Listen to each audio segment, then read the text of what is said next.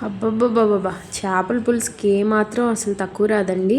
అరటికాయతో చేపల పులుసులాగా అరటికాయని వీడియోలో చూపిస్తున్నట్టు కట్ చేసుకొని సాల్ట్ వాటర్‌లో ఏసుకోవాలి. తర్వాత ఒక ప్లేట్‌లో ఉప్పు, కారం అలానే కొంచెం ఆయిలు, పసుపు ఏసేసి కట్ చేసిన అరటికాయ ముక్కలకు బాగా పట్టించి ఒక పాన్ మీద ఆయిల్ వేసుకొని ఒక 5 మినిట్స్ పాటు రెండు వైపులు ఫ్రై చేసుకోవాలి. తర్వాత కొంచెం చింతపండు నానబెట్టి పక్కన పెట్టుకోవాలి.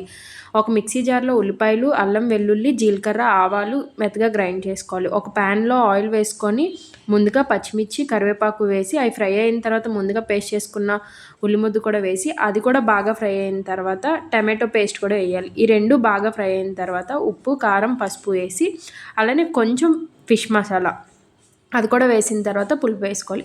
పులుపు అడ్జస్ట్ చేసుకొని కొంచెం నార్మల్ వాటర్ కూడా వేసుకోవాలి. ఇలా పులుపు వేసిన తర్వాత ఒక 10 మినిట్స్ పాటు పులుపుని బాగా మరిగించుకోవాలి. పులుసు బాగా మరిగిన తర్వాత ముందుగా ఫ్రై చేసుకున్న అట్టి ముక్కలు కూడా వేసి 5 మినిట్సే హైలో పెట్టి ఉంచండి. అంతే, ముక్క ఉడికిపోద్ది, పులుసు మరిగిపోద్ది. లాస్ట్‌లో కొత్తిమీర వేసుకొని ఆ ముక్కతో అన్నం తింటే ఉంటుందండి టేస్టు